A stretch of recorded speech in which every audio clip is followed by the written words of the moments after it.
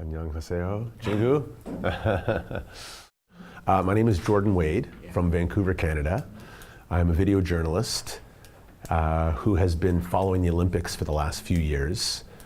Ever since London 2012, I've been doing a cultural or social reporting project around the impact of the games on the host city. And then looking back, the city looks very favorably upon the Vancouver Games. The general consensus is that the Vancouver Games were a great success. Vancouver used to have a label as no fun city, and suddenly they were opening, Vancouver became a fun place again because of all these public gathering spaces. They had screens set up. It was seen as a very successful public engagement from that standpoint.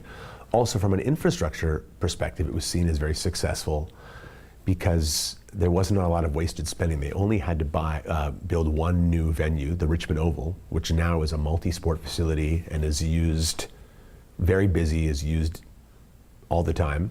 Within 1 or 2 years before the games actually began, so I would say in maybe 2007, 2008, 2009, you started hearing a lot of rumblings from people that thought that the money could have been spent in a much better way. There was a lot of people like Vancouver has unfortunately the worst amount of homeless, it's the most homeless people in all of Canada. A lot of protesters spoke up and said, shouldn't we be spending the money on social housing or taking care of these people rather than just to stage a big fancy sporting event for 2 weeks? There was a lot of protest up until the games began. Even on day 2, there was a protest of maybe a small group of maybe 50 or 100 people that were throwing newspaper boxes through some windows. They did a bit of looting. But that was the last you heard of the protest on day 2. I think the idea of the Olympics is great.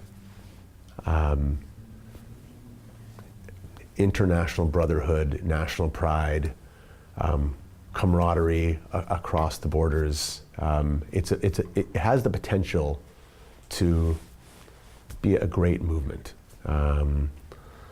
What's unfortunate is when the IOC does not have a more holistic approach to the games, and that certain communities tend to be negatively impacted. In the case of Gairawangsan, people are displaced. So it's something that I've been thinking about.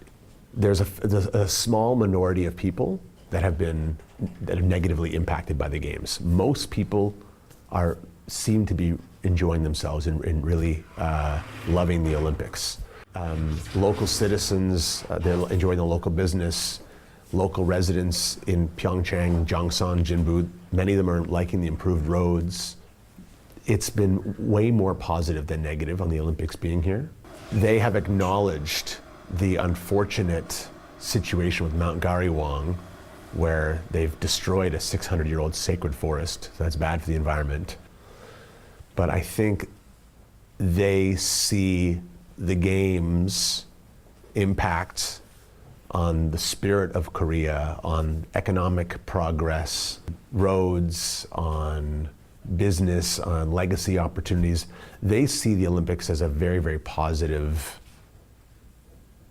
event, and they acknowledge that a few people and a sacred forest is being destroyed, but they see that it's I suppose a necessary evil to stage the Olympics.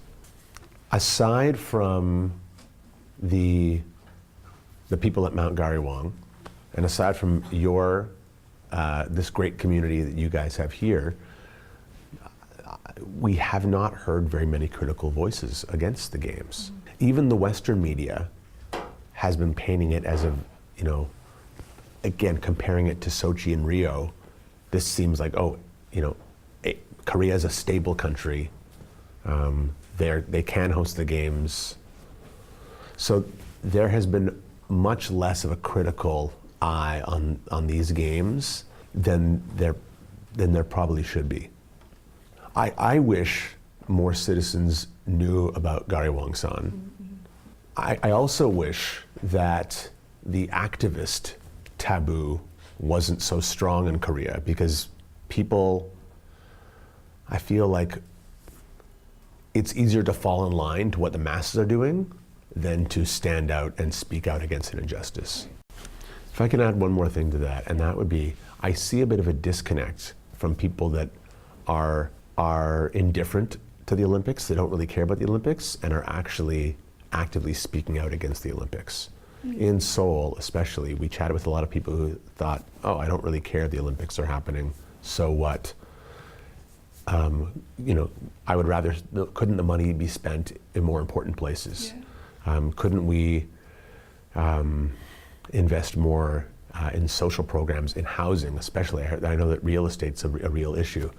And so it feels like even the fact that they tried so hard to get the Pyeongchang Games to happen 3 times before it finally happened, there was obviously some major corporate interest to bring the games here to Pyeongchang. People, at least the people we've chatted with in Seoul, seem to be aware of that, but feel either disengaged or disempowered or disconnected to actually involve in any kind of activism to speak out against it. And maybe it's because I'm English and I know, or Canadian. I haven't heard a lot about these other outlets, but I would encourage citizens to not be scared to voice their opinion, not be scared to be labeled an activist. I think the games have the potential to be great, but there's a lot of areas of the games that are not so great. We need to make sure that at future games, Tokyo, Beijing, Paris, and the next Olympics, that citizens are not displaced, that sacred forests are not destroyed, and that the Olympics is only going to benefit the pockets of wealthy corporations. And I encourage citizens to be confident in speaking out against that.